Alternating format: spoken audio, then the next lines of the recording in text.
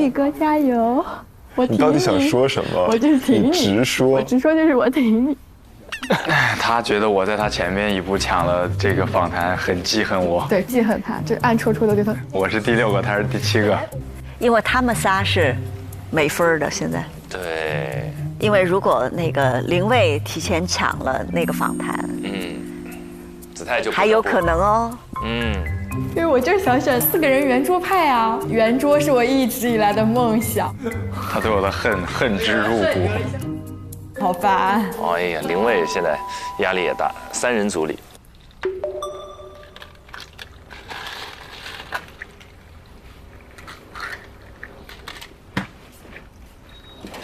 哎，师姐 ，hello， 咋样啊？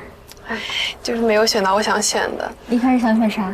我就是想选那个，就是你做的那个东方星座。对，我想说，之前一直都是在弄新闻专题类的，就是想搞一个综艺的嘛，没有选到，我抽到第9个。但这种一般就容易激发出来韵玲她在新闻上的一种斗志。我当时就觉得说，就是新闻和综艺你都能做好，你有这个能力，我觉得你有的。是跟我一起的是跟我一起的是诗文，我就其实有点压力大，因为我知道诗文她在新闻方面的能力很强。我觉得啊，就是这一轮的输赢，它可能只是决定的是你的积分嘛。但其实4位代教老师看到的是你的成长。你只要比第一次有进步，代教老师都是看到眼里的。好的，谢谢师姐。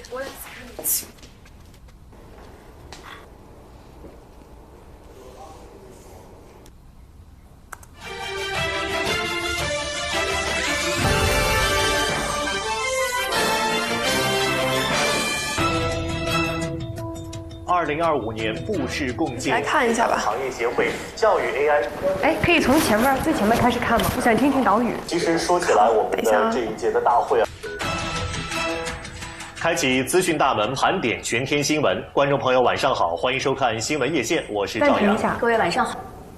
我记一下他的导语，我觉得咱们最好把开头、结尾导语都背过，省得让咱们看着提词器说。可以开启资讯大门，盘点全天新闻。观众朋友晚上好，欢迎收看新闻夜线。你听那个赵阳的那个表达，跟那个臧希老师的表达就不一样，个人风格就不一样啊。所以他有新闻内容的关系，也有个人风格的关系。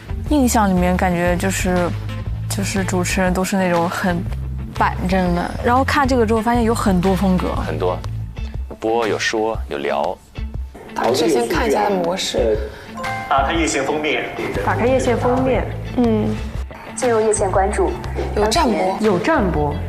进入夜线约见，2025年。进入夜线约见。新闻夜线封面，夜线关注，夜线约见。我感觉它对应的应该就是时政要闻、重点资讯、访谈。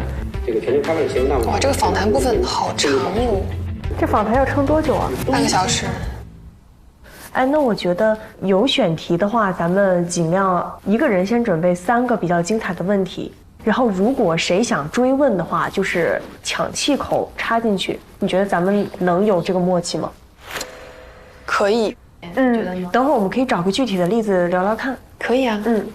我现在更担心我的新闻播报怎么办？这有啥可担心的？我想找一篇新闻去练一下。哎。我能不能现在找一篇新闻，然后我现在去给臧希老师读，让他给我抠问题，这个算影响我们这个比赛的一些公平性吗？不知道，你问问他呗。可以，我去问一下，这样子我今晚就可以针对性的练一下。臧老师，我有个问题，你说，就是我们能不能考核之前拿一个就是新闻过来找您？挑一挑问题，然后我们今天晚上可以就是回去认真的针对的练习一下。你说现在吗？现在可以吗？可以啊。那我去找2篇，然后准备一下。那我跟他一起就比较公平。可以，好。好的，来吧。谢谢老师。金牌大师课。可以的。那我跟你一起。好的。那我们就找一篇一样的。发一篇新闻夜线的稿吧。好。看看网上有没有。我也是这么想的。感觉他播报方式跟我一般习惯的那种确实不太一样。是吗？我们平时练的稿件是《朝闻天下》和新闻直播间多一点。新闻直播间就是比较正、比较严谨说事儿，《朝闻天下》就是比较清新，然后要很有朝气。所以你每天都会练吗？嗯，就是这些新闻。对，我每天得播。我也要练，每天得播它。太狠了！世界青年和平大会当日在北京举行。我在旁边说吵你吗？我搬着电脑去你对面。好好好。他那个声音的位置播大时政是吃亏。气息位置确实，音色上也吃亏一些。世界青年和平大会当日在北京举行。800标兵奔北坡，炮兵并排北边跑。为推动800标兵奔北坡，炮兵并排北边跑，炮兵怕把标兵碰，标兵怕碰炮兵跑。为推动构建人类命运。天哪，互相嗷嗷的播新闻，就是要有干扰，这样才能练得更好。哎，张希老师，抓紧时间来简单说一下。好的，老师，那您要看一下这个稿子不？我们直接念没事，那我就直接开始念了。我拿个本子一起来听。来开始。今年是中国人民抗日战争暨世界反法西斯战争胜利80周年。80年前，中国人民同世界人民一道，经过艰苦卓绝的浴血奋战。好，我们稍微停一下。你看他的那个共鸣腔是不是全在上面？上面。你习惯在句尾或者某一个词当中把最后一个往上扬。而且你的出刚才有些拖音。今年是中国人民抗日战争暨世界反法西斯战争胜利80周年。什么战争重要还是抗日重要？抗日战争，中国人民抗日战争，对吧？重点在这个，而不在于战争。你再试一下。今年是中国人民抗日战争暨世界反法西斯战争胜利80周年。对，然后继续。80年前，中国人民同世界人民一道，经过艰苦卓绝的浴血奋战，彻底打败法西斯主义，赢得了来之不易的和平。你看，又和平，来之不易，又往上扬，又拖，赢得了来之不易的和平。赢得了来之不易的和平。我想声音往下走一点，然后有时候走了往下走就卡住了。没事，你就按你舒适的来。现在这个我们现在短时间内是改变不了的，一天的时间。你现在更主要的是去把意思讲清楚，把这件事想明白就可以了。你越想现在越弄，就可能僵在这里。这个事情不要去想，这是一个长期解决的问题。好的。你一上场之前不要做大的那种调整。感觉在上小课呢，我们小课一模一样的内容。这是标准小课。你呀，还是这段。今年是中国人民抗日战争暨世界反法西斯战争胜利80周年。80年前，中国人民同世界人民一道，经过艰苦卓绝的浴血奋战，彻底打败法西斯主义，赢得了来之不易的和平。所以我说，诗文就是拿来可上班的状态。绝对。您现在心理压力了。他当时选这新闻的时候，我们心里就揪起来了。他最后一个没得选。当然。一些小的地方可能有一些再修正，有些重音可以给的再强一点。好吧，我觉得总体都挺好的。谢谢老师。谢谢老师。好，我上楼一趟。好的，那有什么问题你们再问我，明天我也会和你们一起。因为明天是我和西哥搭档。好的，姐姐，加油。我去针对性的练一下。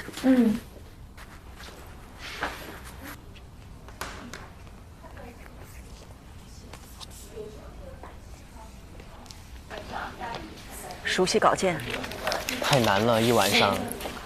浦东市博水环工程1期近日开工，沿线规划有莲歇公园等8大核心景点。市博水环分1，市博水环分1、2期工程进行，计划2027年6月全部建成。冯同学，我的灵感要枯竭了，你怎么状态还这么好啊？来，杨同学，送你个桶，这是趣多多新出的缤纷桶。哇哦，好好看哎，这个桶，彩色的。哇，好缤纷啊！里面有4种口味，16小包，看起来很棒。进口软麦6段烘焙，超多香浓巧克力味豆，好满足。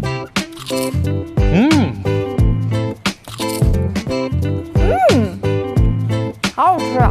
继续工作吧。加油！加油！好，我们走吧。好，杜老师。他们干啥去？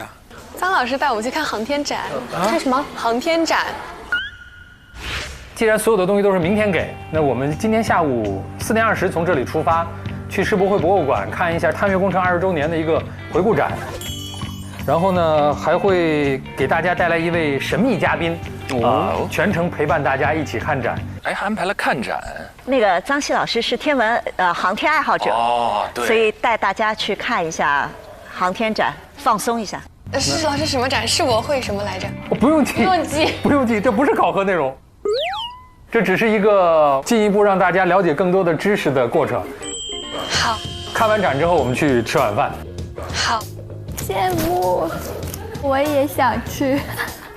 好舍不得，本来是我要去。别本来了你，还在这插。这孩子真的是。拜拜。拜拜拜拜拜拜拜拜。我好想知道神秘嘉宾。我也是，我好想知道是谁。张欣老师这种寓教于乐的方式，我喜欢。待会儿去看那个探月工程20周年。带你们看这个展，一方面是咱们放松一下啊，今天考核压力的确比较大。再一个还是做新闻这个东西吧，它有的时候需要不断的去拓展自己的知识面，在真正需要的时候把它吐出来用上。好的。好嘞，到了，就这儿，世博会博物馆。好漂亮，它这个设计的。它就是世博会结束之后，把上海世博会的一些东西做了一个博物馆。前面这儿嘛，9天揽月，这个展我也没有参观过，我第一次来。哎，神秘嘉宾出现。哇！哎，扎总。哎，张希老师好。扎总。扎总，我们中国航天科技集团上海航天技术研究院天舟货运飞船嫦娥5号探测器、嫦娥6号探测器副总设计师。扎学雷老师，哇哦！您好，扎老师好。你好。我们是那个我的2个实习生哦，一个叫王韵林，一个叫张诗文。哎，欢迎，所以欢迎到这块来。今天这个是您的主场。9天揽月。我们来看看怎么揽月。正好在这看这个月球仪。他把这个所有的这个落点啊都放在这个月球仪上了。这个月球仪呢，它正面啊，这个落点密密麻麻好多啊，月背就空空荡荡。我们嫦娥6号。嫦娥4号，嫦娥6号的上升器，在月球背面只有中国人去过。月亮只有一个面对着地球，永远是那个面。哦，所以它有一半是你在地球上永远看不见的，你要放探测器才能看见。来，不是考核题目，但是实习，你就看到这个地球仪之后有什么问题？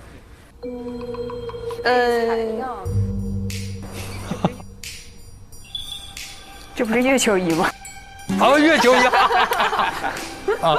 看到这个月球仪之后有什么问题？看了扎总的介绍，不好奇吗？难道你们不想问一个问题：为什么背面只有中国的在那儿吗？以及背面为什么这么少吗？他们俩还是有点紧张，是不是？哦，你们看了之后没有这种直观感受吗？有。但我怕我问这个问题有点不专业。那没关系，你问的相当专业。考你们可以说说看，为什么叫正面，为什么叫背面？潮汐引力分布不同。哎，有点意思。如果你没做功课一下点通，那真了不起。厉害啊！因为有地球的这个潮汐把它锁定，它也在转，地球也在转。就是我们如果从地球上看，月球看起来都一样，所以永远这一面对着那，所以这就带来了一个问题。那就我们跟月球的背面就没有通过电磁波直接通信的这样一个渠道，所以月球背面要过去就特别难。既然月背这么难落，为什么要落在月背？它有什么不一样的价值？这个就问得非常好啊！哎，新闻人，这个正面跟背面在我们科学家的眼里非常的重要，因为我们嫦娥6号把月球背面的月亮又采回来了啊，然后也发现了很多种科学意义上很奇妙的东西。这个是玉兔号的1:2的模型。刚才这个照片上是这个天线是竖起来的，所以它现在躺在里面。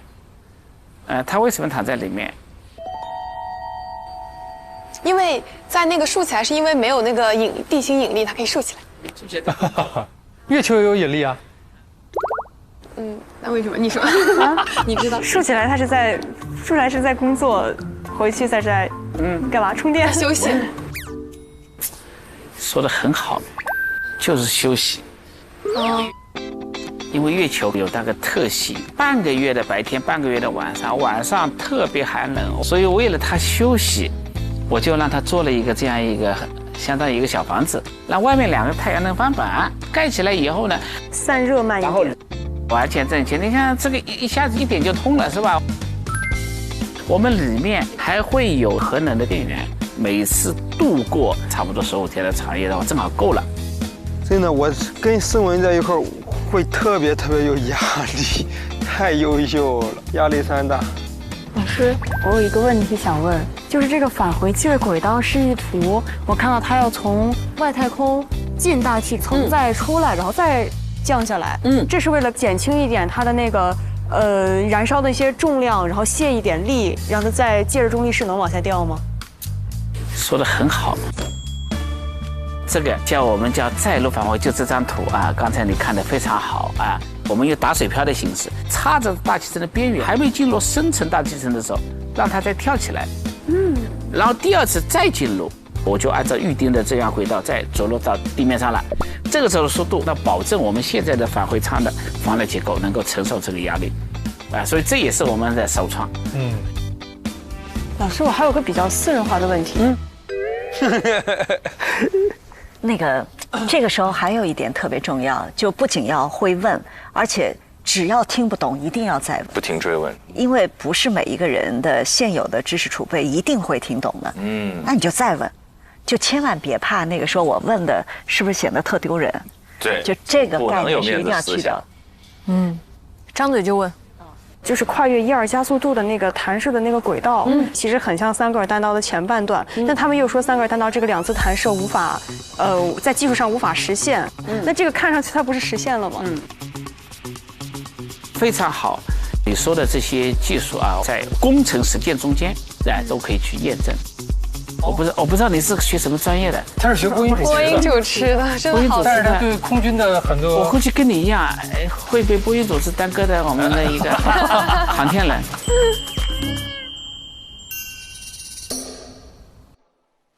好，扎总，谢谢您，谢谢您，谢谢您，谢谢扎老师，谢谢扎老师，扎总再见，拜拜，拜拜，再见，再见，再见。哇，你真的好了解啊！我只是比较喜欢火箭军的那些东西。天哪，我今天能听懂这些，我觉得我已经尽力。我们走吧，今晚请你们2个吃江景料理。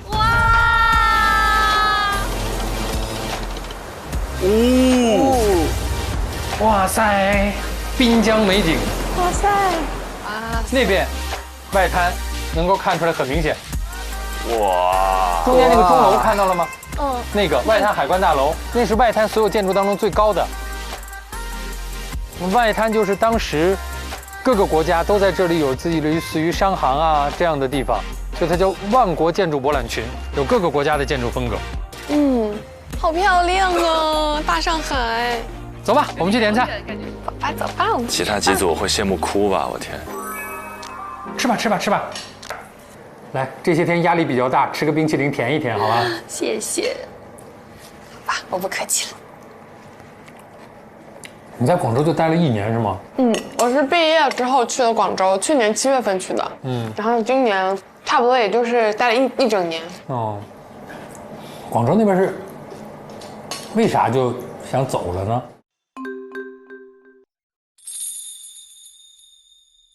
就是因为我想回就是上海或者浙江这边工作，然后但是又一直都没有一个机会，然后碰到这样一个虽然说是需要赌的一个成分，但我觉得我还年轻，我可以试一下，就是最后没有获得也没有关系。还有一个点就是，就是我妈妈前段时间动了个小手术，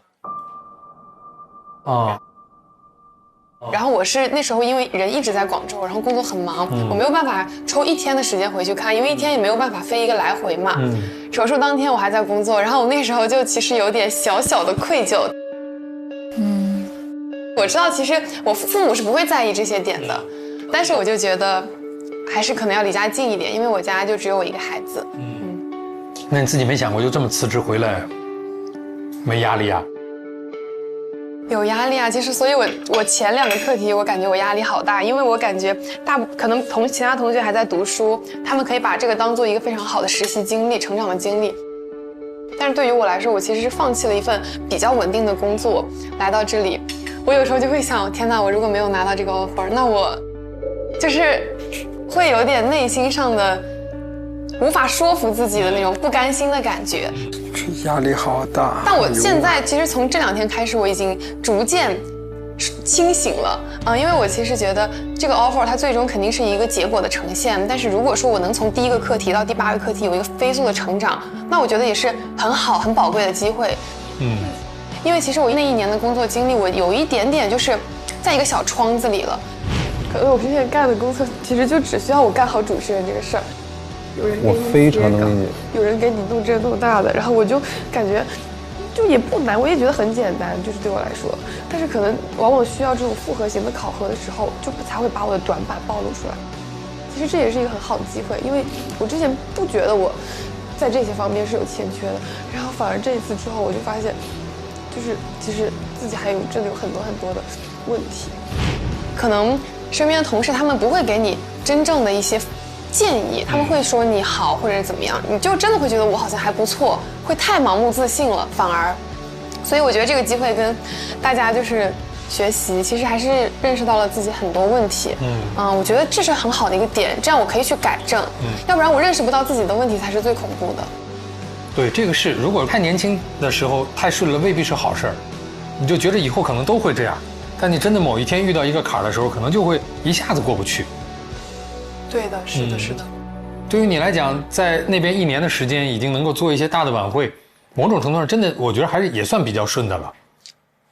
我觉得那1年的工作经历，其实我总客观说确实是挺顺的，就是从我入职到一点一点就是走上相对台里领导给的比较大的舞台，是比较顺的。但是就是当你一直这么顺的时候，就是我刚刚说的那个点，我认识不到自己的问题了，没有人给我提出我哪里不好，或者说怎么样。太想成长了。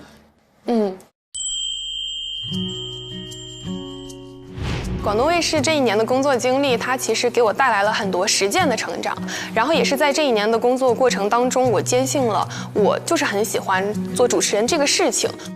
但是我今天来到这里，我其实是希望我可以从零开始，向各位优秀的老师学习请教。如果最终我顺利的拿到了 offer， 那我觉得这个是我在未来工作中非常有底气的一个事情。但是如果说我没有拿到，那还有一种气叫福气。我觉得承认竞争者们的优秀，也是对我来说的一种修炼和成长。就是有的时候就是要不怕竞争，才能进步。我不能保证我永远都是很优秀、最优秀的那一个，但我想让我做到，我永远都是在持续成长，然后持续进步的那一个。哎呀，真好，心态很好。等于这次实际给了你一个你看到可能够达成的机会。对对对，促成你一下子就把这个决心下来了。所以我想就是对，我想试一下。既然决定试了，就把它试下去，压力不要太大。是的，我最近一直给自己洗脑，没事的，没事的，不要想那么多，不要想那么多。我觉得你也有压力啊，我觉得你也有压力。是好学生的那种压力。我第一次来的时候，大家都觉得我在下面跟我的舍友聊，他们都觉得我风轻云淡的，看上去好像抗压能力特别强。那其实感觉我自己压力也很重，我就是很怕辜负。感觉对我来说，得到这样的一个机会真的好难得，好难得。我有很多东西没试过，我又怕如果这一次我一试，把它试错了，以后这方面的机会就不会再找到我了，有点莫名其妙的担忧。试错了怎么就会不找到你呢？你觉着？我怕大家会觉得这方面我做不好。我们希望你达到一种可以直接就用的主持人的状态，但是你们在我们眼里依然是实习生，实习生试的时候就会出错啊。对自己高要求。一个很重要的判断标准，当然你们最终的呈现，在节目当中的呈现，考核当中的呈现是非常重要的。但是我更重要的看是你们有没有脑子和潜力。为什么？你现在所有的播出的毛病，你思考问题的毛病，只要我觉得我能带出来，那就可以。这是我一直以来把实习生能不能够变成同事的一个很重要的标准。所以我觉得你不要去考虑自己一定要达到一个某种特别成熟主持人的标准，这很难，尤其是在一轮又一轮的考核的过程当中，想的越多，思想包袱越重，可能越想好的时候，可能越会出问题。说的特别好。从根儿上把他这个压力卸。对，因为有经验的新闻人，有经验的主持人，就是能够快速的区分哪些毛病可以改，哪些改不了。是的。改不了的靠选嘛，改得了的靠带嘛。靠带。所以没事儿，努力。来，祝你们明天考核取得好成绩。谢谢老师，整个实习期间有收获。好了，走吧。好，走。今天晚上还是早点睡，休息好啊。好的，好的。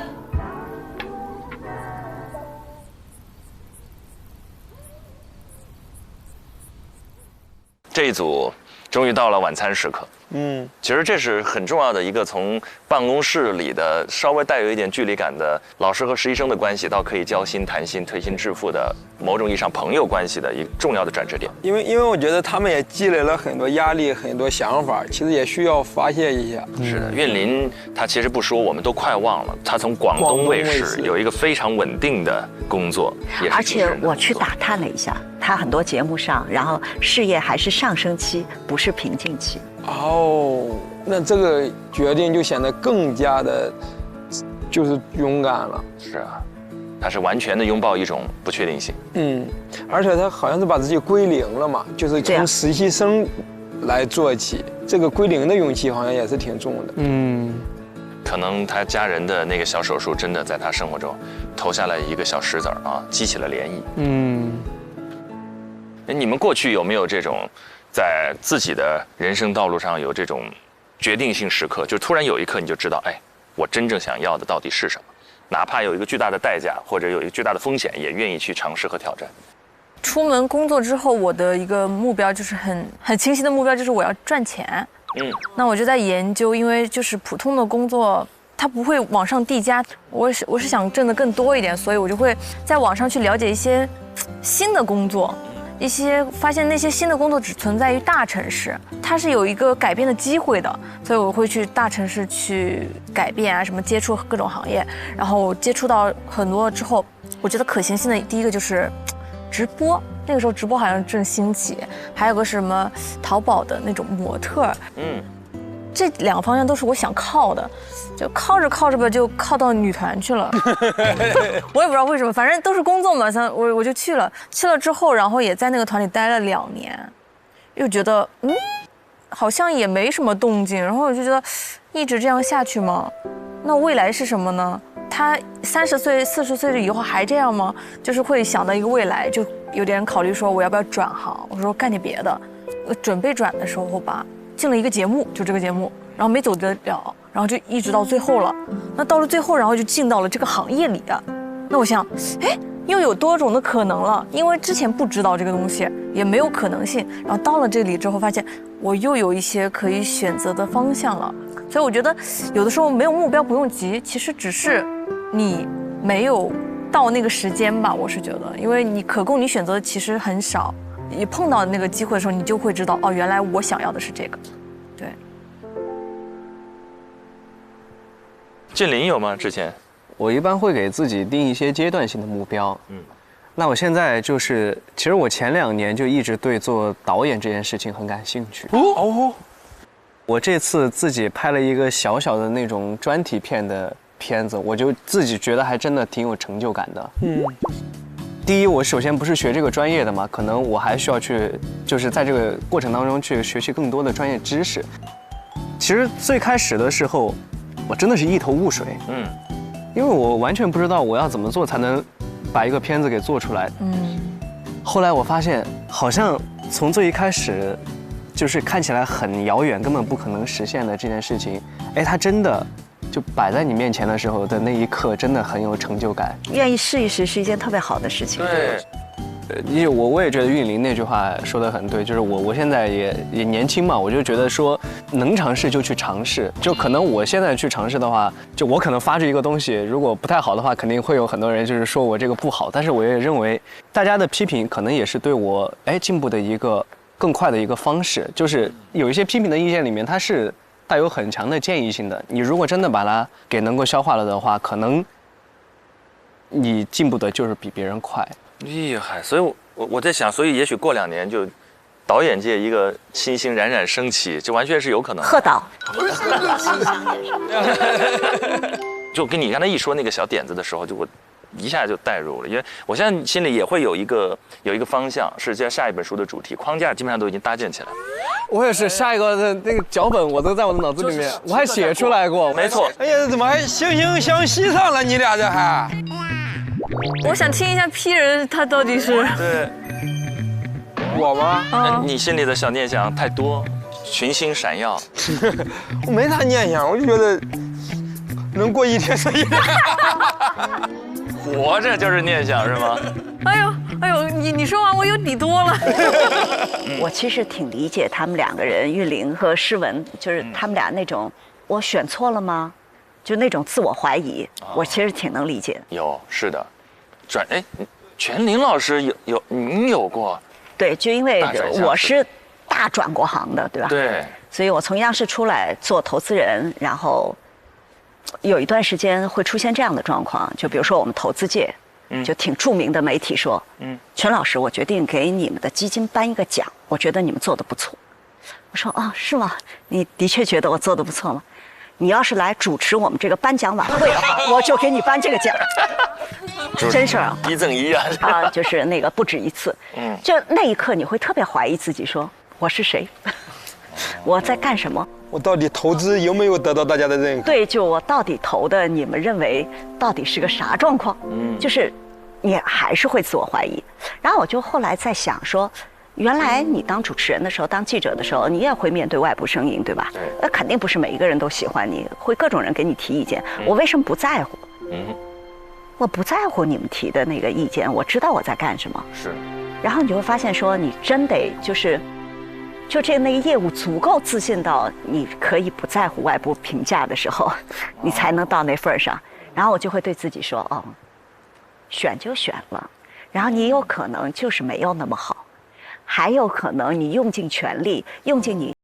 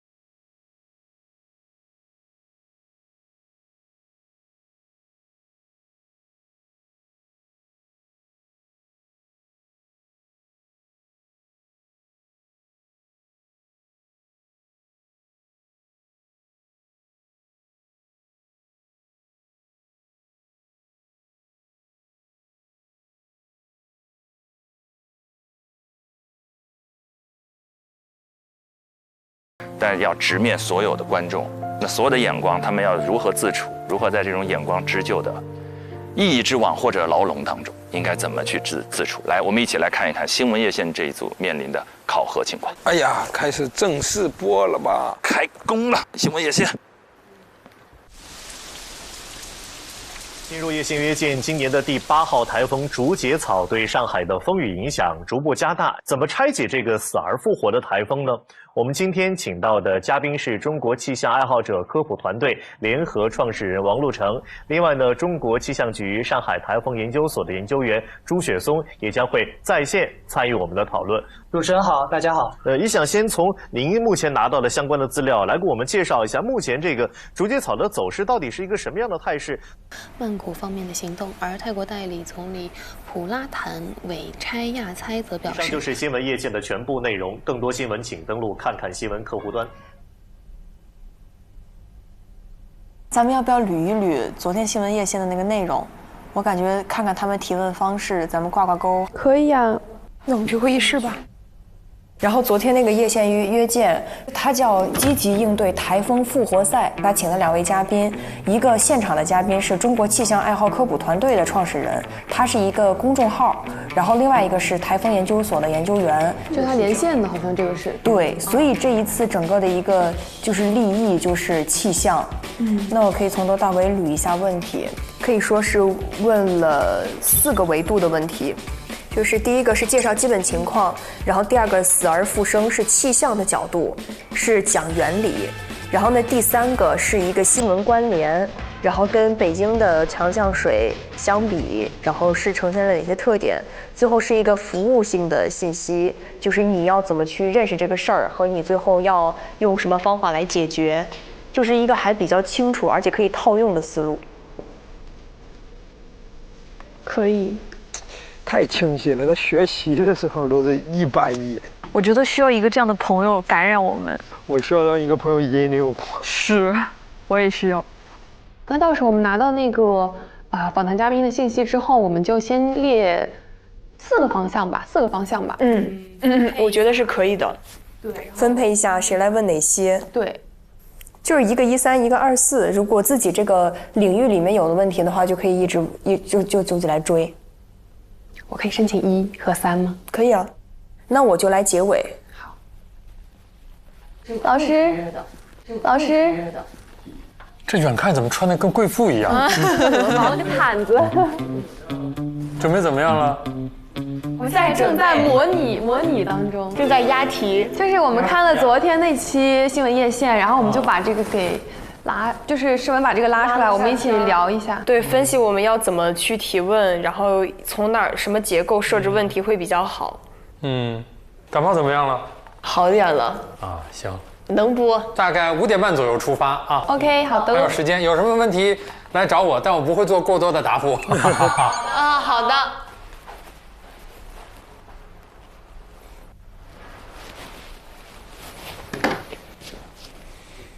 几点去上班？5点半带他俩过去。5点半出发。5点半从这儿出发，计划6点半到那头嘛，留了1个小时总归够了。然后他俩先看你直播。对，但是他俩的稿子我大概在7点钟左右会给到他们。哦，他们现在还没有稿子？没稿子。那他们现在准备什么呢？他们看以前的夜线的，在把脉，自己似乎在押题，似乎在押题，押题约见是什么？但我觉得他们押不中的那个题。太坏了，坏老师。就是那种老师看你自己在那儿划重点，然后心里知道我肯定不会考这个。你押哪个，我就不考哪个。但是再准备啊，就是其实心理状态就会好一点。对，是热身儿，这身体已经热起来了，思维转起来了。好，那上访谈这块就你来做开场。开场压力肯定很大，要衔接上一趴的内容。那我来做最后的时间的收束，无论什么情况，这个时间点我来控，那开头的时间点你来控。谁轮到下一趴的结束，下一趴的就是谁来控。如果我需要跟你聊的话，我会呼唤你。好的。约见的上一趴是评论，就站播的评论。也不是评论，是夜线关注。夜线关注就是站播的。就其实还涉及到一个问题，我们是需要在很快的时间内从站播的地方走到做播的地方。有没有很快？都应该有小片儿。站播真的很难，我觉得。为啥？站播跟做播的区别在哪？我就站播过。因为站播首先就是你手就不知道你要怎么放有些时候，你做播你就大在哪？就因为大家都是做播，所以你如果要学他们的肢体形态，你也很好去模仿，但你站播的话就比较难了，就因为不同节目它的那个风格又不太一样。还好，我觉得这个程序上的东西咱们不用那么担心，今天晚上要对得非常清楚就 OK。好，你要拿电脑过去吗？我拿着我的板儿过去吧。走。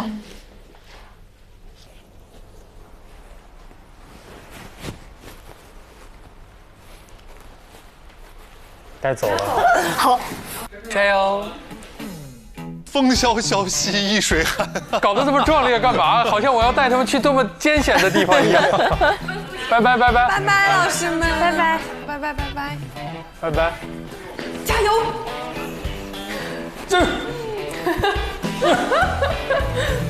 必须凯旋，没有归来。对。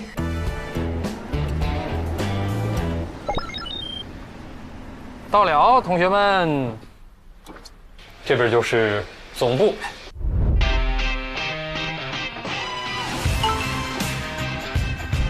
我们去5楼。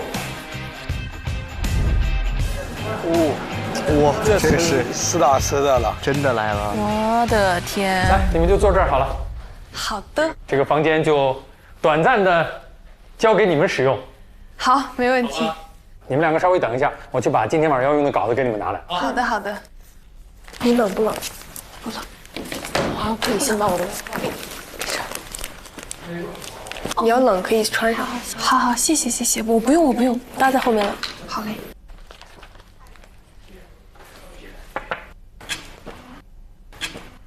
稿子来了。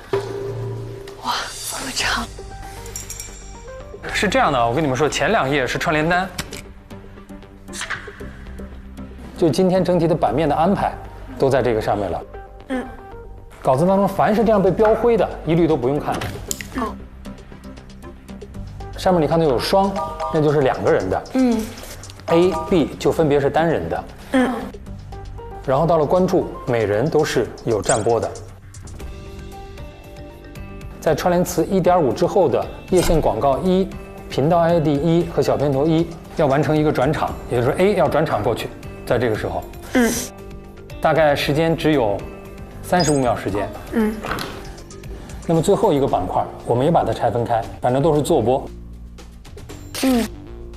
这是约见的稿子，好吧？嘉宾在上面也已经写出来了。然后你们2个。待会儿看完稿子，找时间把提纲列掉。好。8点半提交一个约见的提纲给到我。好的。那你们2个先准备。好。好吧，我就先不打扰你们，我先去干我的活儿。好嘞。曾希老师晚上也有自己的直播。今天是台风，有特别报道，会有几路连线。哦，那我们是不是今天还要试机位啊？提前？应该要早点过去，早点上去试试。哦。好混乱，今天会特别忙的。我知道。你反正连线交给那个凯旋就可以了。好的。就访谈。好的。还是第16届人大常委会第20次会议召开社会救助法草案立法意见征询会。问专家。好。然后是在这边的，因为他是会先有一些访谈。感觉大家很自如的面对这个。我现在要确认的就是每次访谈之后，一定都会再 Q 一下小屏互动。资源部海啸疫情中心今天下午的监测结果显示，我们叶县约见的主题是爱宠进客舱，如何有爱无爱？惊天工程，陈一敏 offer 5的带教。陈律啊，是我们令人心动的 offer 第5季的带教导师。那我觉得陈律的口才应该是非常好的，不太用担心嘉宾在表达这方面的问题。是，所以咱们可以尽情的挖问题的深度。这样就是我是13，你是24。那到我们各自那一趴的话题，就是各自来带节奏。好的，但是我们就是可以在边上有一些呼应，对，有一些呼应。OK， 没问题，姐在稳稳的。有诗文，诗文的部分倒不担心，双人也不担心，但韵林的单人部分，尤其是流程。他要完整的放在脑子里。韵林现在扛的压力好大呀。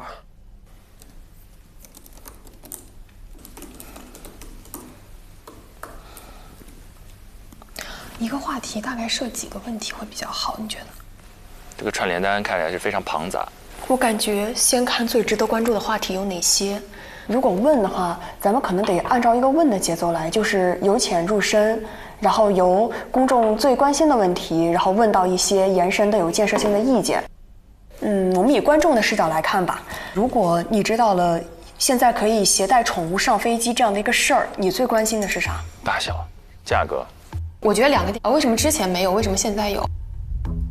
还有一个点就是直接从航空公司的角度去入手，直接就是开门见山，因为我们只有10分钟，好，我们没有太多时间由浅入深。好，那我记一下话题，你大概想聊哪一些？航空公司规定层面的话，我就是想问，首先是介绍一下对于宠物进客舱一个总体的法律规范框架，这是一个比较基础性的科普。我感觉这个话题有点像是法律和规则之间。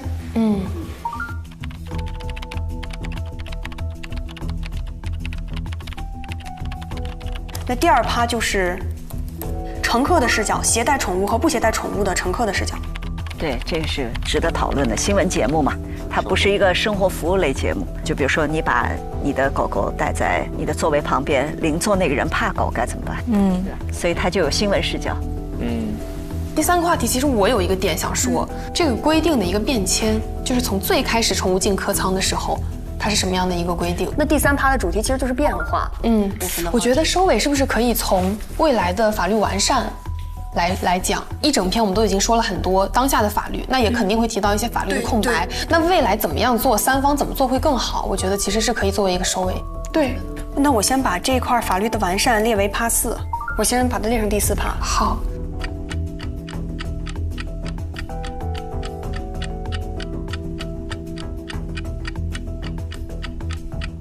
我先发给老师。发给老师。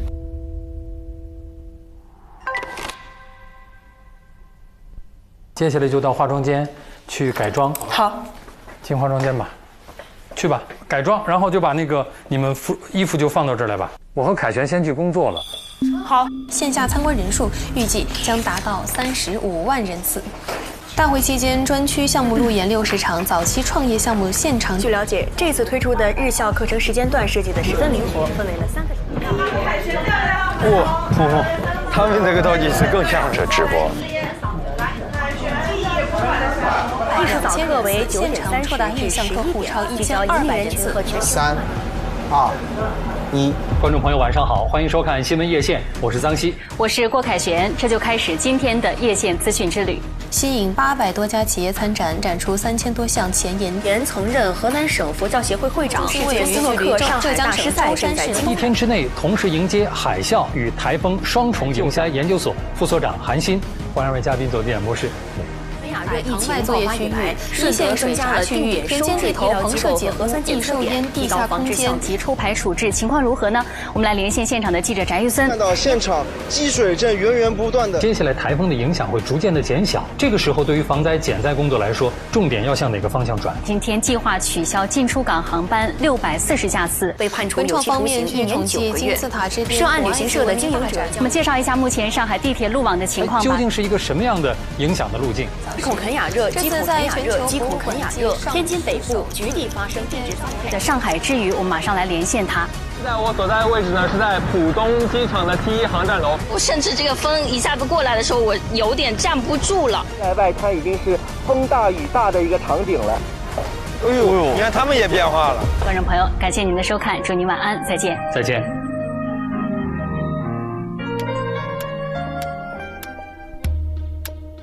时间差不多了，2位同学过去，我们就准备吧。哎呦，张鑫老师还有精力了，我要经历这么长一场直播，我感觉整个人就已经空掉了，就躺了，大脑一张开，绝对瘫了。我是坐这边。对。你跟他们说一下机位。行，我来吧。这个演播室是一个极控的演播室，摄像机的运动全部是电脑控制的。正面的3个分别是3号机、4号机和5号机，其中4号机是拍你们2个人的，是一个双人的机位，然后3号机是你的，然后你的是5号机。好。当中还有一个6号机是摇臂，功能比较多，它负责整个站播2个人的坐播。这提字器当中呢，其实2个人有一个配合的问题，就是一个人在读的时候，另一个人尽量不要动。OK。不是尽量，而是必须不能动，你会影响他。和我们那天第1次考核的提字器不一样，这次是联动的，不是分开的。好。我们试一下那个你们的两个的声音，还有我们之间的通话，都确认一下就可以了。好。你们两个听得到我说话吗？可以听到。好，可以听到。这样，我先把版面帮你们顺一下啊。我们先放一个大片头，大片头之后是2位的提要，提要以后的开始语是4号机。然后开始语读完，2位转6号机，这时候6号机在你们的右边，就是那个摇臂。好，然后提字器的速度，你们2位看一下，可以吗？可以。好，准备25分开始啊！我们离正式开播还有1分30秒。那咱们约见的部分还是第1趴你来管，第2趴我来管，好的，第3趴你来管，然后问题就你来掌控，然后第4趴我尽量去问出来一个问题。啊，离开播还有1分钟。展品首秀实现双倍增，截至下午2点，大会接待了来自10多个国家的156个采购团组，预计达成意向采购金额超160亿元，线下参观人数预计将达到35万人次。30秒倒计时。我的天！哇，惊心动魄的30秒。掌控过我的恐惧又出现了。就是这个30秒倒计时。5、4、3、2、1，一比。燃起来了，燃起来了，你又燃起来了。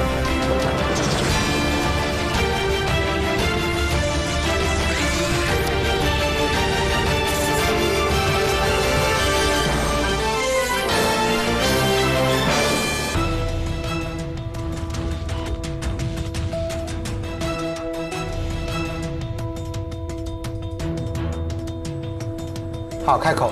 开启资讯大门，盘点全天新闻。观众朋友，晚上好，欢迎收看《新闻夜线》，我是张诗文。大家好，我是王韵玲，这就开始今天的夜线资讯之旅。好，转6号机。很稳，韵玲上镜还是？打开夜线封面。2025世界人工智能大会暨人工智能全球治理高级别会议今天落下帷幕。闭幕式上，31个项目集中签约，投资额超过150亿。涵盖智能驾驶、具身智能和机器人等领域。中国移动 AI 加新型工业化创新研究院揭牌。读下去。本届大会展览面积首次突破7万平方米，吸引800多家企业参展，展出3000多项前沿展品，展品总数首发首秀实现双倍增。截至下午2点，大会接待了来自10多个国家的156个采购团，预计达成意向采购金额超160亿元。线下参展人数预计将达到35万人次。岛屿。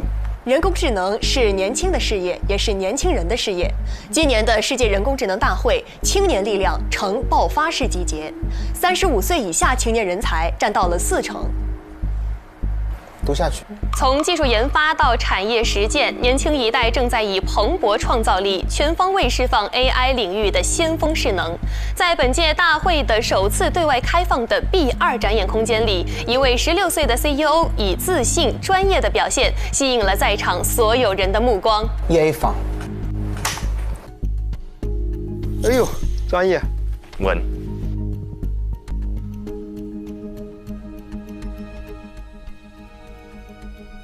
开始之前，竟然我一度很紧张。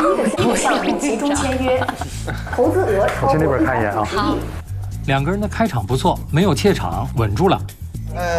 有个问题啊，就是每一段你们2个人是要连着读的，不用停，当中不用停。张诗文，你要把身体也转过来一点，你不能只转头，身体不动。对，好，回来是台风竹节草的线配，2条是连着的啊。竹节草给它压到了，压着了呀，台风。3、2、1，走。此前我们报道了，原本已经停止编号的台风竹节草，在27号夜间复活，直扑我国华东地区。今晚8点，台风竹节草中心位于距离浙江省舟山市东南方约200公里的东海海面上，最大风力8级。中央气象台预计，竹节草将以每小时10到15公里的速度向北偏西方移动。尽管台风竹节草的移动速度不快，但强度正在缓慢增强。为应对逐渐逼近的竹节草，从昨天起，上海各防汛防台部门已经迅速响应，从疏散船舶、内水外排到物资准备、排查隐患，一系列应对措施全方位筑牢防汛防台安全网。EA 房。好，我回那边，我不在这边看了。压力大。西哥换了好几个位置了。其中，浦东新区拟启用集中安置点116个，计划集中安置近1.5万人。按照最新要求，人员转移安置将于明天上午9点前完成。好，回来是北京降雨情况的导语，两位导语准备。我们在附近也已经联系好的临时的一个避难场所。最后一句。记者洪冠全报道。走。视线转向北京，截至今天0点，强降雨已造成北京因灾死亡30人，其中密云28人，延庆2人。今天北京降雨持续，部分地区仍有暴雨。哦，跳出来了，切出来了。不是故意的吗？对，提示器被他关掉了。西哥，你跑到这边来关提词器。提示器被他关掉了。哇，这个是真的，西哥，哇，你给他们安排事故吗？会安排一个，就是灭提字器或者提字器给它乱了，给他们知道吗？不知道，他们不知道会有事故，不知道，这个不能告诉他们，从开始系里就会有了，说系里随时随地准备应对事故的，这不一样啊。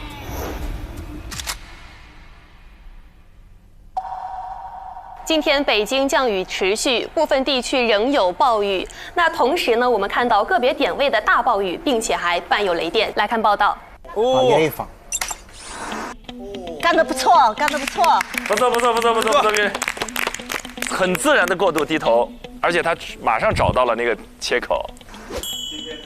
这种应急说白了也就很简单，圆回来最简单就请看报道，就不会出错。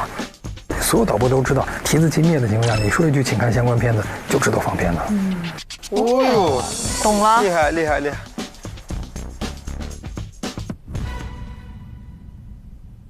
好，刚刚提字器跳走了，然后现在把提字器进入到后面那条，3、2、1，走。好的，这里是正在直播的新闻夜线，广告之后新闻继续。好，EA 房。我现在需要去站播，对吧？对，没错，你现在要站过去啊，当心机器它会自己动的。好，我觉得诗文这儿肯定也得出点问题，得公平啊。站播没有桌子的支撑，拿着鼠标还要翻稿子，相对难一点，是熟能生巧的一件事儿。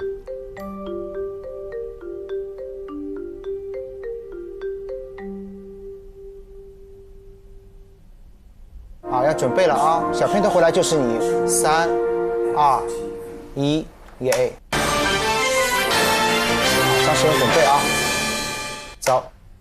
进入夜线关注，500元12节课，超高性价比的市民艺术夜校又来了。作为2025年上海市政府为民办实事项目，上海市民艺术夜校秋季班将于本周日上午10点开启报名抢课。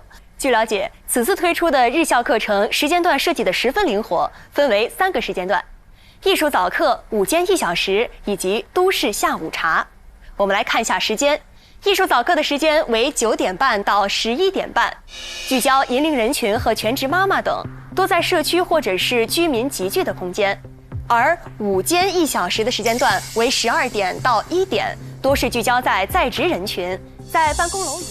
9点半到11点，说完之后，我觉得你这种上大屏了都，而且你这事实性错误，你得改，你不能当自己没错。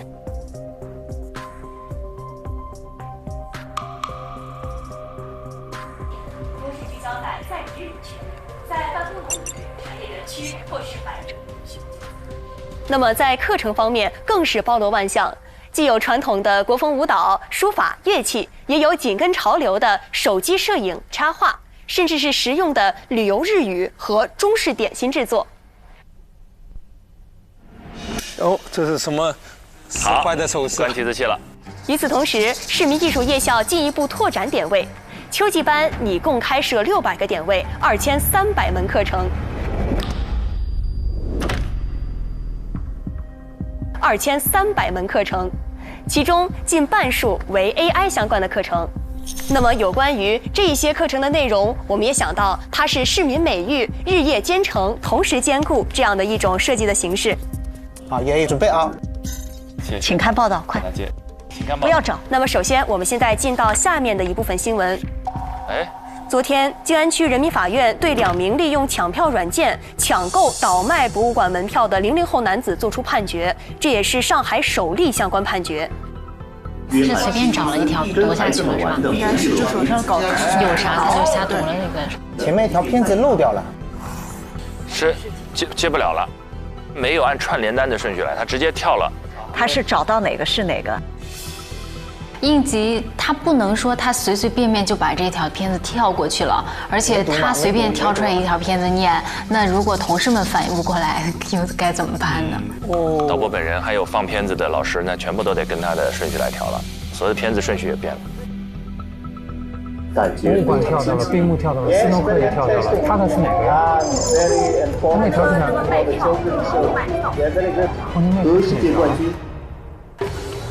哦，他会不会受影响？坏了，全部都。而抢手的行为同样涉嫌违法，将收到相应的治安处理。EA 房。好，现在是这样啊，前面一条片子漏掉了，再找回来。然后你现在要进到 WAC 观察闭幕不闭展这条片子，这条片子没有放出去。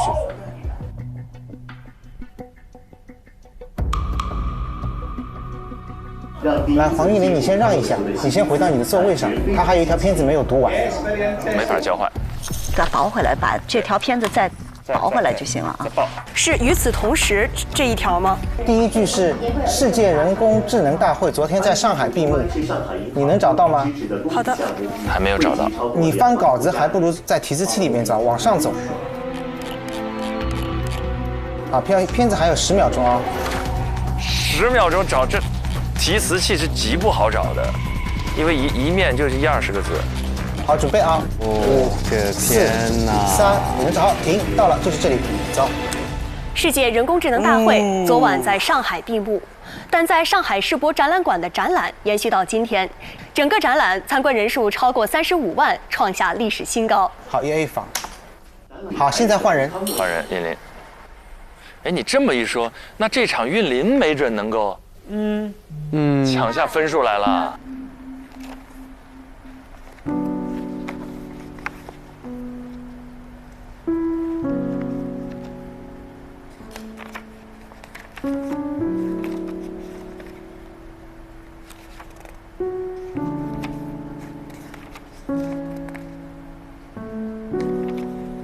张老师已经为他捏把汗了。我天，诗文控制情绪啊，我觉得是不是要哭出来了？对。凯旋，你去带那谁吧。好，带嘉宾。好，那我直接在摄像那儿等了啊。对，带到摄像那边等。好。我现在想给张老师起个外号，挖坑之王，土拨鼠，土拨鼠西哥。啊，王玉林，小片头回来，是我们博物馆不粘液的一个岛屿啊。好的。我真觉得整个王玉林的状态更松弛和亲切。因为刚刚解决完一个问题，人的状态就会提升。他有个自我的激励。5、4、3、2、1，叶斌。好的，进入叶县关注的下一个话题，已经举办了1年多的金字塔之巅古埃及文明大展将于下月17号收官。上海博物馆将在展览闭幕之前连续1周开放168小时，这次在全球博物馆界尚属首次。今天上博发布活动细节，各类配套活动也已准备就绪。好，EA 房。但是声音的质量上，诗文确实还是有优势，但是播报状态其实韵林还是。但这种东西我就觉得状态为王。状态对普通观众来说，他就觉得上海推动异地就医服务再升级，为了让更多的异地患者能够在上海看病，能只刷医保卡进行结算。最近，上海医保部门将慢性阻塞性肺疾病、类风湿关节炎、冠心病等5种门诊慢特病也纳入了异地医保直接结算范本，基本实现了应开尽开的全覆盖。韵林没有被前面诗文大的失误影响，心态比较稳。占波的表现还是可以的。金字塔之巅古埃及文明大展以现象级热度创下了全球博物馆的单个收费文物类特展，持续放大现象级大展的溢出，带动了实际的效益，实现了社会效益和经济效益的双重丰收，为上海及全国博物馆事业高质量发展提供了重要的示范样本。1:1复刻的仿冒拉波布玩偶还带有防伪标识，在网上被当成了正品售卖。在彩票店买了4万多元的彩票，幸运的中奖10万余元，但男子不仅没有拿到钱，还在今天被判了刑、罚了款，这到底是怎么回事？来看报道。约一访。好，回到主播台，我们下一趴是约见。你看他到那个民生新闻会好很多。是的，他生活化，笑眯眯。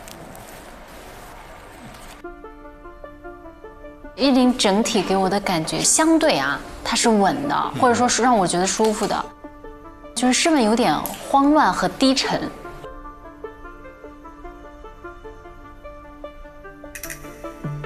我就感觉它就是一种不在状态的状态。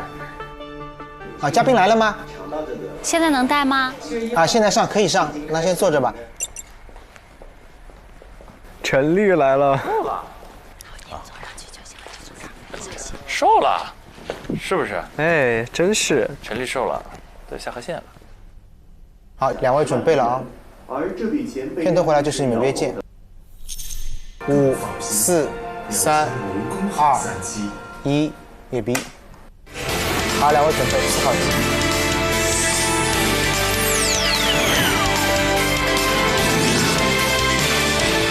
走。进入夜线约见，我们要聊聊宠物进飞机客舱的话题。继南航、东航等多家航司推出宠物随行服务后，近日春秋航空也加入了宠物进客舱行列。随着宠物进客舱日益普及，人宠双方的安全是否能够得到保障，也成为了公众关注的焦点。今天我们邀请到了敬天工程律师事务所合伙人陈义敏律师来共同探讨这一话题。是不是长得有点像西哥？对，整体的形象状态很像西哥。陆荣飞卡到0.07 0.07 10分钟。好。陈律您好，非常感谢您做客我们的新闻夜线。首先想问一下您，关于宠物进客舱这样一个事情，您有过之前的了解吗？主持人晚上好。这个事件应该说这是目前还是相对比较新或者比较小众的一个范围。我们国家呢到目前为止也没有对这个事情呢做出一个明确的立法，所以这个只是各家航空公司对这个事情有不同的规定而已。所以说，其实这个事情您认为还是比较新的，但是其实呢，现在像我们的各家航司对于我们的这个宠物进客舱的一些具体要求非常的不同。就比如说像吉祥航空，它对于宠物的定价是1只1500元，那像我们东方航空的1只定价是1288元。那同时除了价格之外，其实在比如说箱子的大小很多方面，其实不同的航司它都有不同的要求。那您认为这些规定它是否有它的依据所在？好的。既然没有法律规定，那么各家航司自己的规定，这就像一个餐厅、一个饭店，他开着饭店，我自己的定价权是在我自己这个商店。那我这个我这个餐厅的菜卖什么价格，那当然是我自己定的。航司在这方面他是有自己的权限的，没问题啊。其实您刚刚也提到航司在这方面是有自己的权限的，但我也想问您一个问题因为其实我最近也在网上看到。好，访谈时间还有7分钟。现在是不是第1趴还没结束？这要赶紧进第2趴了。最近也在网上看到，我们这个宠物进客舱有一个很重要的点，它是需要有非常多的相关的文件和证件的批复，然后才能顺利的走这样的一个流程。但是其实也有一小部分的人，他们选择了钻空子，比如说用一些假证件去进行这种假冒伪劣，那这种行为肯定是特别不对的。那想问一下，如果说有旅客做了这样的一个事情，他会不会受到一些相应的法律后果？这个，首先像我理解就是说宠物进客舱，这整个一个法律行为，它是一个从民法典的角度讲，它是一个比较标准的要事行为，就是需要满足一定的形式的。比如说我们常能够理解到的，比如它需要提供动物的防疫证明，这个打过疫苗的证明，然后还要符合在它这个规定的尺寸的箱子的包装，符合它的包装，然后上了客舱以后在指定的位置还是怎么样，还能聊6分钟。4趴内容，这第1趴已经过了1大半了，试问还没发过言。法律相关的问题很难1、2句就说清楚，但是时间有限，提问就要直指核心关键问题，语言要简洁，还要控制好访谈的节奏。现在时间过半，提纲才推进了1/4，显然时间是不够了。所以这里面有不同的层次的责任的这个区分，要看它造成的后果有多大。好的，谢谢陈律。陈律刚刚从这个具体的情境当中分了3个非常清晰的层面给我们的观众朋友们。所以说，观众朋友们，如果说想要送自己的毛孩子上天，大家一定要合理合规的走相关的法律程序，该有的文件一个都不能少。访谈还有5分钟。刚才陈律，您在您的分享中也提到，大家愿意带着自己家的毛孩子上天，肯定是因为特别重视我们的这个宠物。宠物在客舱的过程中，它可能都要待在一个比较狭小的空间里，这就很容易导致宠物的应激反应。那么，如果宠物在飞机的飞行过程中产生意外甚至死亡，那这个责任是怎么划分的呢？这个我想了解，这是好问题。张诗文把自己问题给砍短了。应该说，我们还是要划分看这个造成这个责任的原因是什么。首先，你得查清楚原因是什么。就像我们法律关系，还得透过现象看本质。其次，航空公司在这当中一定是会承担一定的责任的，因为是在你这个客舱，然后你航空公司负有不可推卸的责任。到什么程度，我觉得得看具体的情况加以分析。好的，感谢您的分享。那既然刚才我们已经提到了宠物的这个维度，那我们也想，如果在这个过程中，宠物高声的吠叫，甚至是咬伤人，来干扰了乘客的日常休息，甚至是造成了一些更严重的后果，那么这个责任是会如何划分的呢？对，这就接着你刚才讲的这个前面这个问题一样道理。第三方造成的损害呢，我们也得来首先判定这个责任是在谁。比如说，一方这个你去看到人家带了一个毛孩子，也比如说那个乘客，另外一个第三方乘客，他去故意去惹这个毛孩子，那你肯定自己也有责任，对吧？假设是他这个管理不当，他自己跑出来了，他来侵害了别的乘客的利益，看是民事责任还是刑事责任。再次就是航空公司你也有责任。诗文的问题问的其实更聚焦、精准，而且他这些问题又都是因为时间的关系进行了修改、压缩，挺加分的。是的。访谈时间还有2分钟。听了您的分享，我们意识到的是，宠物上飞机这样的一个过程当中，其实它是一个刚刚出现的新的变化。那么我们也想到，能带宠物上飞机，其实是一个公共管理精细化的这样的一个很有人情味儿的变革。那么您认为，在您的之前的职业经历里，法律应该通过一种什么样的角度来帮助这种有人情味儿的公共政策，能更好的保护到所有人，让喜爱宠物的人，还有飞行上的这个乘客的安全和自己的权益都能得到保护呢？真厉害！他删了几个问题，应该是他的一个策略。然后现在正好时间也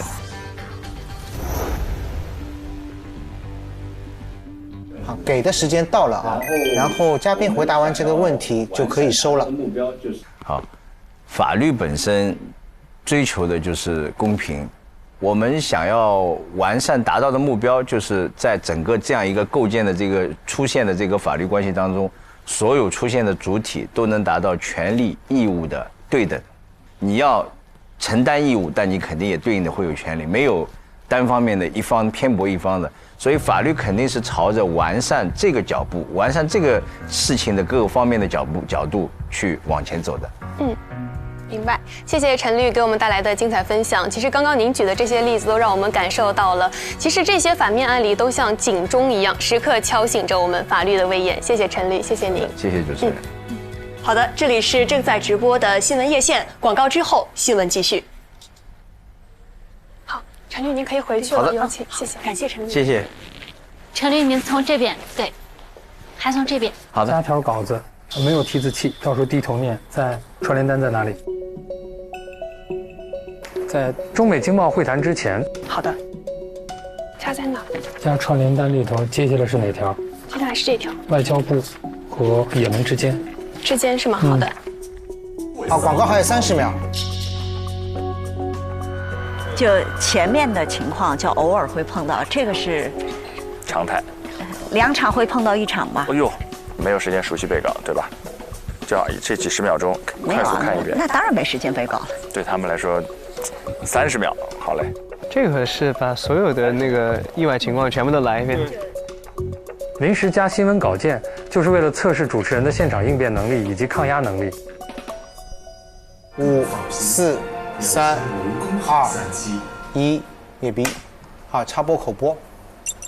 为降低司机运营风险，保障司机合法权益，近日，交通运输部集中改造改建1000个标准化高速服务区司机之家，为司机提供停车休息、饭菜加热、淋浴、洗衣等5项免费服务。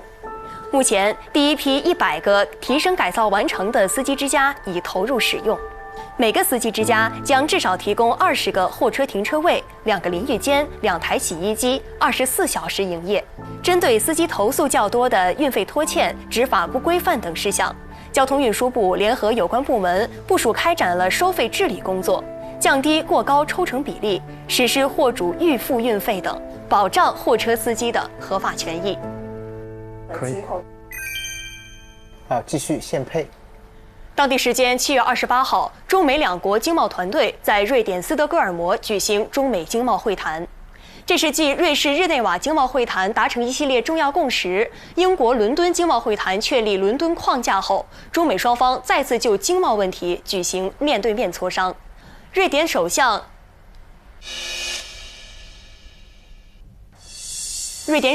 李斯特松近日表示，中美2国在瑞典举行会谈，已尝试达成协议，这是一项积极的进展。A 房，瑞典首相名字念错了对吧？就是他的那个语气一下就变了，这一下就严肃起来。对。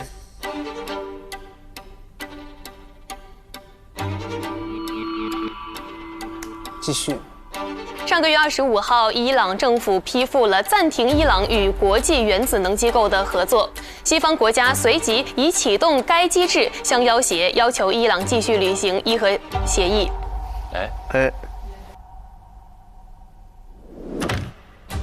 电影《南京照相馆》《东极岛》《山河为证》，这3部作品都是以真实的历史事件为依托。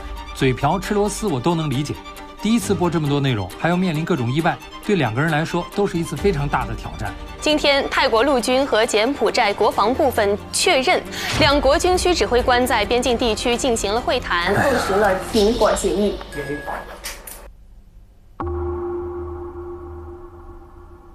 以上就是新闻夜线的全部内容。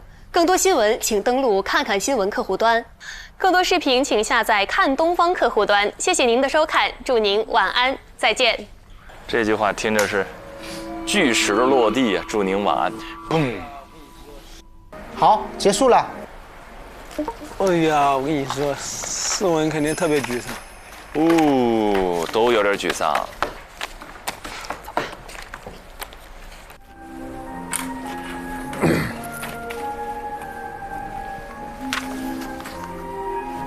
陆老师关一下对讲，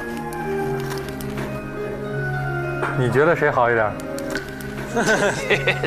你呢？我觉得都挺好。没有选择，骑墙派。感觉怎么样？难呐！一声叹息啊。幸好是实习，要是正式的话，工作就丢了。如果有 offer 的话，就没有 offer 了。感觉要兼顾的东西太多了，又要看，又要，就是感觉有点忙不过来了，是吧？懂那种感觉了，就是对。以前看新闻，我就觉得主持人多简单呀，看看题词，现在觉得就还是挺复杂的。第一次这个提词器闪了，让猝不及防的。真的，还好那条没有那么难。脑子要够用啊！并线工作能力要特强。是的，方方面面，左右互搏，2只手最好能同时操纵2个鼠标。怎么样？觉得？我们出去说吧，别在这儿了。好。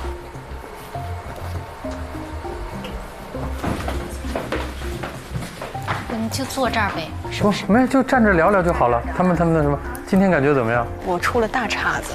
啊？你说什么？我说我出了大岔子。什么大岔子？你自己觉得？我在播站播的那一部分的时候，那个提字器故障是它从中间开始断的，然后我没有办法我没有及时定位到下面接连的一条新闻是什么，跳了一段，然后又重新回来读了一遍，这是一个大问题，然后把人家瑞典的首相的名字念错了，名字给读错了，然后也挺大的。这如果真的是上班的话，我就下班了。你呢？首先就是我提前给到我稿子的内容，我有读错不少，就是你到最后一段彻底垮掉。真的，我那时候感觉眼睛好花。主要就是我觉得吃螺丝吃的太多，我肚子里全是螺丝。现在给你们设置的应急呢，比如说第一个，提词器出问题，这个责任肯定不在主持人，肯定是在技术或者其他方面。但主持人能不能够把它应急，是看你们的能力。主持人如果能把这个圆好了，那肯定是加分的。反正今天考核就到这儿，回去好好睡觉，已经很晚了。明天成绩还是会像之前一样，像以邮件的方式发给你们，好吧？好的，回去休息吧。谢谢老师，谢谢老师。很累了，走。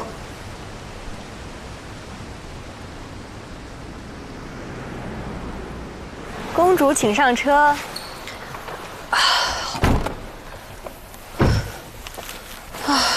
这漫长的一整天终于结束了。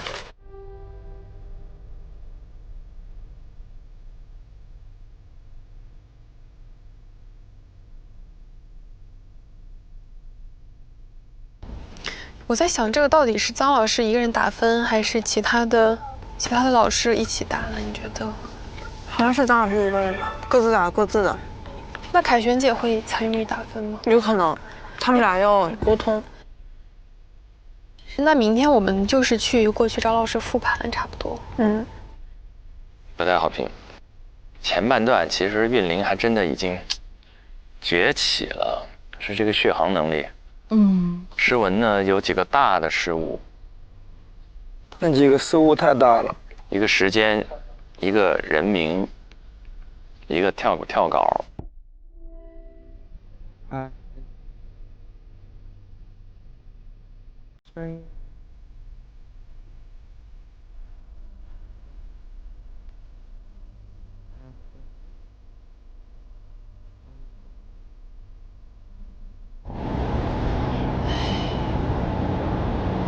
就是真的，以前看电视，那些有些主播说错一个话，我还在心里在想，这人基本功真差，就是这都能说错。但自己上了主播台，其实才发现没那么简单，真的。这好多大一大二的学生都不喜欢新闻播报，就觉得好像很笨。但是我有的时候真的觉得，新闻播报你如果把它当成读字儿，它就确实没啥意思。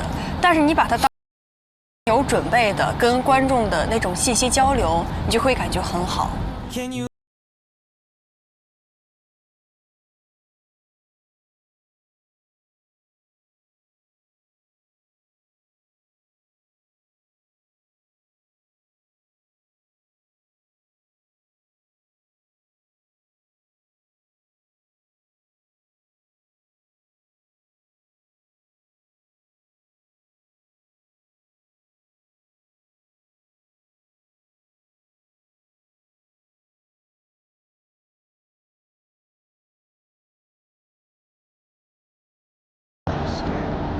那个诗文是一个很坚定的人，他内心坚韧。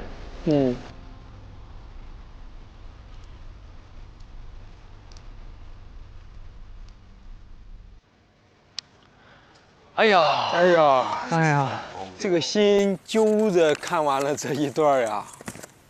咱们要不先聊聊张希老师这个这个大反派。全林老师刚才已经跟张希老师起好名字了。土拨鼠挖坑之王。挖坑之王啊！张老师，这是最狠的坑吗？不是，还能最狠吗？能啊。你一边播着一边告诉你说后一条片子没来，来，先垫个5分钟话。吃了吗 ？Freestyle。就是你知道，在那个就像咱们这样的节目里说5分钟话不难哈。但你在一个新闻播报场景里面，你要垫5分钟话，是它有信息密度要求，它不能有水词儿。确实，你知道，对我们来说，其实有嘉宾就有安全感，因为我可以甩一个问题给你交流，然后我就起码大概会有一点时间去准备我下面的。但特别可怕的是那天，那个是03年非典的时候，他告诉我说啊，嘉宾在路上，马上就到了，你先开场。然后正我开着场的告诉我说，嘉宾开会啊，来不了啊，先撑着啊。然后他不告诉你要多长，就说明片子也没有，嘉宾也没有，你不知道撑多长啊。那我开完场之后，那怎么办呢？就开始讲故事呗，因为只有故事是可以讲30秒，也是可以讲20分钟的嘛。然后你就开始讲，我得讲了得有17、18分钟，各种各样的故事。说准备一下，嘉宾要进去了。救星来了，你刚说你说不用来了，我已经时间讲完了。所以就是其实真实的那个场景里，就是这样的事儿挺多的。我想确认一下，张老师，就是像诗文犯的这几个错误，第一个读错那个时间，然后漏播了 VCR， 然后读错首相名字，这种错误是非常非常大的错误，对吧？对于新闻来说，只要伤及新闻事实，都算大错误。吃一个螺丝不算大错误，但伤及了新闻事实是。所以在真实的场景里，是导播会配合的。就比如说，你说从9点半到11点半，其实是11点，对吗？然后导播会提示你说，重说一遍是11点。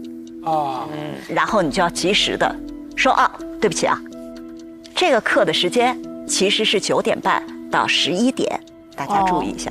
就你就要垫一句，内容必须要正确，内容很重要。对。所以你还要具备一个能力，就是你要一边说话一边听导播正在说什么，不能影响你此刻说话，还得有正确的回应。所以说诗文这个其实它的整体的表现是好的，但是这3个错误确实非常非常减分的哈。对，它算是伤及了新闻事实的部分。但是我觉得他的临场的反应还算是快的。所以你看起来就比如说漏了2条，手忙脚乱，对吧？观众的角度是看不出来的。这就是团队嘛。对吧？兜底了，团队兜底。又是一堂大师课，又是一堂大师，学到了。之后在我们正式这一期观察室部分播出的时候，2位也可以找来好好看一看这个片段。我刚才在看的过程当中有注意到，他们俩都在最后复盘的时候提到一句话，说这个新闻播报看起来容易，上手难。各位有没有在自己的工作当中有过那种之前一看啊这还不容易，然后上手一试，我的天哪，太难了的这种经历？我就有过呀，我当时就站播过。当时第一次去实习那个中国电影报道的时候，就导播告诉你，你在哪句话你要指一下后面的这个电影的那个封面，然后可能你要转右边，但是我转多了，他就说你不能转那么多，不然你就被抬了。你有可能哪一句话你要指左边，都有完全不一样。然后有一些话是看着提词器说的，然后突然可能到了现场，导播老师会告诉你，你这个地方背一下，然后看那个你的搭档说。然后说了之后到哪一句话，然后再转过来。当时第一次就还是出了很多的问题，但幸好那是录播，还是全英老师说的，可调可减，团队还是对，还是可以帮助我们。各种情况都可能出现，真的太难了。俊霖，你是做过站播的，你理解那个同时要做几件事情的复杂。就大家刚才看诗文在那儿站播的时候，意识不到他到底同时脑子里在思考多少件事儿。我给大家捋一下啊。首先你要做的是，你手里有一摞稿子，大概来自4到5条新闻，但是不用这个稿子的时候也要及时翻页。一旦他漏了一条，他就找不到了，或者提示器灭了，他就找不到了。所以他手里的稿子是保安全用的，你就要让他处在安全状态，就叫做及时翻页。第2件事情，你要控制 PPT。但你讲的快了慢了，你要控制 PPT 翻页。第3个，你还在控制提示器的进度和速度。再然后，你还要一边播的同时，再跟这个大屏进行互动。耳朵里在听导播做的事情，对吧？所以他其实一心在5、6用，因此我特别坚定地说，如果不是一个能够一心几用，可以同时多现场工作的人，不适合做新闻主播。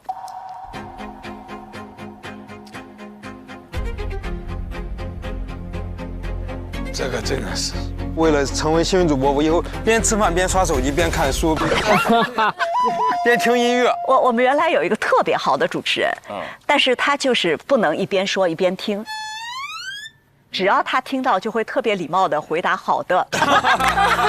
习惯性了。下面我们来看一下下一条新闻。好的，自己聊。耳朵里有人在给他提示，他就会说好的，然后怎么也改不掉，他就干不了直播。对，哇。超越刚才说，你听到这个多线程能力的话，你就很绝望，是吗？是有点困难。我做一件事儿，我就只能专注在这一件事儿里面，就不能再做别的事儿了。所以我觉得很难。那你第一次有做这个主持，或者说类似主持人工作的时候，有什么感觉？我之前就是在晚会上有帮那种串词，我觉得还好。然后又上一次就是咱们那个节目里，我跟小贺是给我们那个小手卡，然后我就跟小何一起主持的时候，我就觉得你如果自己读没有人没关系，但那边还有那些人，你还要去跟观众互动的时候，我就觉得完蛋了，我说又不熟，然后我还得跟他们互动，然后我还要边讲，然后还要得看看他们，我就觉得哇好复杂，好多事儿怎么办？然后还要关注我说完这个话他们什么反应，还得要有交流感，还有生活感。我说不行了，我就感觉就是，然后我解决的方法就是drama一点，就是放出来，对，这样可能会更舒适一点。哎呀，都是不容易啊！他们俩这一次到底表现得怎么样？其实我们只能做评论，但说了也不算。最后，西哥啊，这个土拨鼠挖坑之王，接下来您得打出这个分儿。但是我们也要琢磨琢磨这事儿了，在我们心里也要把它盘算起来了。如果要选一个表现得更佳的话，投给谁？那同时我们也进入到下一站，因为下一站呢就是下一站。下一站的节目播出的怎么样？我们一起来看看他们的踩点和备战的过程。看看是不是我们说的台风里头要出去拍街头摄影师。这是一个外景节目，想一想我能利用环境，利用外景，什么特点？这里被称为上海街拍的宇宙中心。我很少机会走在这种街道上，就是 city walk 感受一下这些街道。我平常也是一个很爱拍照、很擅长拍照的人。我今天给你当小助理吧，我来给你去抓一抓，看有没有人能愿意接受你的拍摄。我已经 get 到街拍摄影师的魅力了，我感觉现在班位大了很多。又下雨了 ，what？ 啊，上海这个天气，我真的是变化无常。在你的镜头前面拍过最有意义的东西是什么？你要不来看看你以前拍过的一些很有意义的照片？可以。对你来说，这次去贵州有什么样的意义？每个问题都让我考虑。真的很在乎意义。Can I take a photo for you? You're so beautiful. Hello， 你们好。Hello， 你好。可以给你拍张照片吗？觉得你长得特别漂亮。好，谢谢。好，现在到大会议室集合。哇，这不当众宣布成绩啊！每当我们在大会议室聚集来宣布结果的时候，大家都知道，就意味着可能会有人要离开我们这个实习的集体。所以呢，接下来就到了宣布结果的时候。我这一组考核胜出的是，我认为表现最出色的是。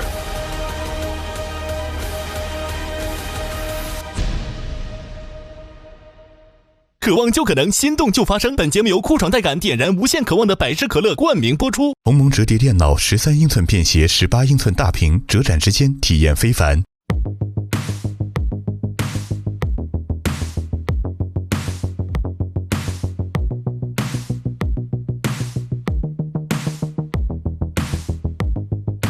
你想成为怎样的人？在追逐的梦怎成真？你带着对未来。上微博搜索索令人心动的 offer， 最终节目资讯等你解锁。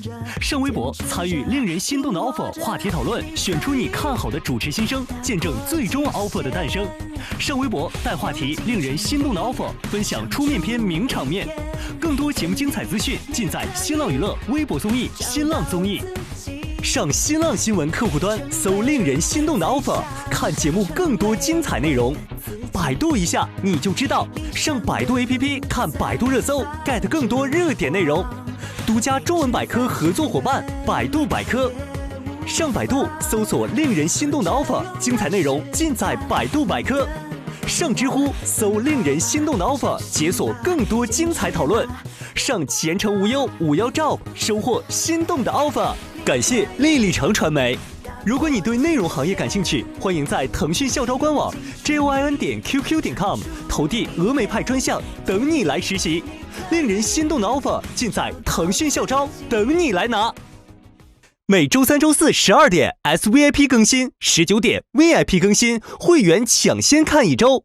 周5 12点 SVIP 抢先看加更版，19点 VIP 会员专享，看更多精彩内容。周6 12点 SVIP 抢先看衍生，陪你看 offer，19点 VIP 会员专享。